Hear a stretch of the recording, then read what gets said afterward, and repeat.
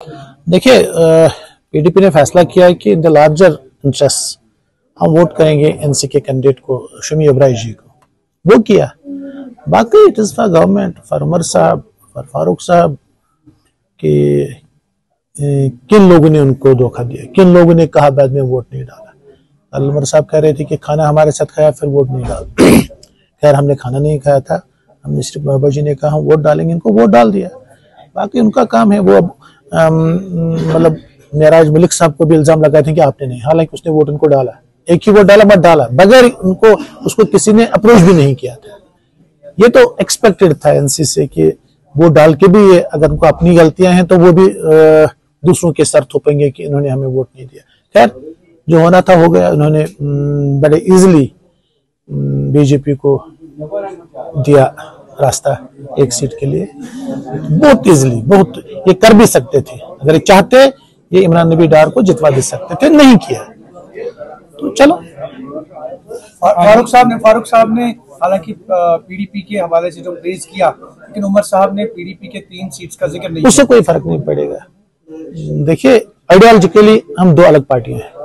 Ideology, एक ideology होती है, हर एक की पार्टी की अपनी आइडियोलॉजी। हम दो अलग पार्टियां हैं, तो हमारी आइडियोलॉजी नहीं मिलती। ये मुफ्ती साहब ने बहुत संजीदगी और बहुत ही सोच विचार के बाद यहाँ एक रीजनल पार्टी बना के एक मुतबादिल दिया नेशनल कॉन्फ्रेंस को, और कामयाब मुतबादिल दिया। मतलब ये 62 से 15 पे पहुंचे। एमपी कोई नहीं जीती। होता है, चलता है। फिर बीजेपी के साथ मिलना हमें थोड़ा भारी पड़ गया, तो उससे हम थोड़ा पीछे रह गए। दोबारा इंशाल्लाह ठीक हो जाएगा। सर, लगता है आपको सेफ पैसेज दिया नेशनल कॉन्फ्रेंस? बिल्कुल दिया। तो अक्ल है, ये तो बीजेपी वाले खुद भी कहते हैं, एवरीबॉडी नोज इट। बिल्कुल सेफ पैसेज दिया।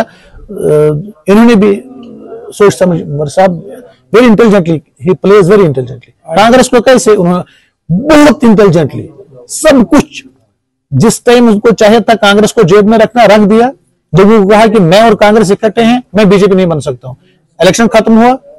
हालांकि अगर कांग्रेस में आज आपको कहता हूं, कहना चाहिए नहीं कह, अगर कांग्रेस अलग से खुद से लड़ती, सीटें उससे ज्यादा होती। जो है अपनी वो राहुल गांधी जी ने बहुत बड़ी गलती की। He is being respected through Jammu and Kashmir. आज इनके खुद के एमपी जो जैसे मियां अल्ताफ और आगा रोहल्ला क्रिटिसाइज कर रहे हैं, और क्या करेंगे। मैंने आगा रोहल्ला साहब का कल शाम सुना, मैंने मियां अल्ताफ साहब का नहीं सुना। ठीक कहा उन्होंने।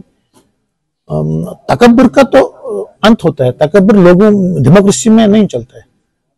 तकब्बुर इंसान को मिट्टी में मिला देता है। वो क्या हुआ, मैं पैसे में काम नहीं करता हूं, मैं नहीं बताऊंगा। मैंने यार, ये हमारे एक जो ये रिजर्वेशन का मामला है, ये हमारे नस्ल दर नस्ल का मामला है। ये हम खत्म ही हुए इस रिजर्वेशन से। हम कहते हैं कि आप रिजर्वेशन दीजिए बहिसाब कि आबादी कहाँ कितनी है। हमारे यहाँ है नहीं सोशल वो कास्ट क्या है जो जम्मू में, यहाँ है ही नहीं, तो मुझे क्यों उसका खमियाजा 20% भुगतना पड़ेगा। करता हूं मैं, भुगत रहा हूं। हम उन लड़कों के, हम बच्चों के साथ इतनी मेहनत करने के बाद उनको हासिल कुछ नहीं होता, हम उनके साथ खड़े। We will fight for their cause. PDP originate कर रही है पार्टी को, जैसे आप भी अभी लगे हैं। नहीं, वो ये छोटी बातें होती है। पीडीपी रिजनवेट कर रही है या पार्टी में कैसे चल रहा है, वो तो बाबा जी देख रही है अपने हिसाब से कैसे क्या कर रही है। वो तो बहुत छोटी बातें होती है। देखिए, आज यहाँ बहुत बड़े मसाइल हमारे, 1 साल हुकूमत को हो गया, जो बोला उसका उल्टा हुआ। जो भी बोला, जिस चीज से भी वोट लिया, उसका तो उल्टा हो रहा है ना। कोई एक चीज बताइए जो उन्होंने कर दी।